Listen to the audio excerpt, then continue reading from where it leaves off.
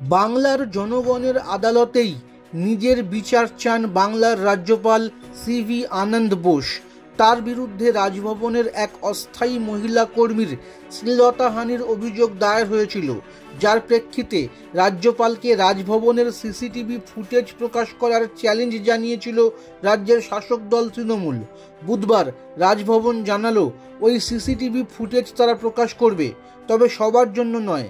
রাজভবনের জারি করা বিবৃতি অনুযায়ী পশ্চিমবঙ্গের যে কোনো নাগরিক ওই সিসিটিভি ফুটেজ দেখতে পারবেন না শুধু দুই পক্ষ, এক রাজনীতিবিদ মমতা বন্দ্যোপাধ্যায় এবং দুই তার পুলিশ। বুধবার রাজভবনের তরফে এক্স হ্যান্ডেলে এ সংক্রান্ত একটি লিখিত ঘোষণা প্রকাশ করা হয়েছে। তাতে জানানো হয়েছে, একটি অনুষ্ঠানের মাধ্যমে ওই ফুটেজ দেখানো হবে। বাংলার যে কোনো প্রান্তের যে কোনো ইচ্ছুক নাগরিক ওই সিসিটিভি ফুটেজ দেখার জন্য নিজের নাম নথিভুক্ত করাতে পারেন। ওই অনুষ্ঠানের আয়োজন করার সিদ্ধান্ত নিয়েছেন স্বয়ং রাজ্যপাল বোসই।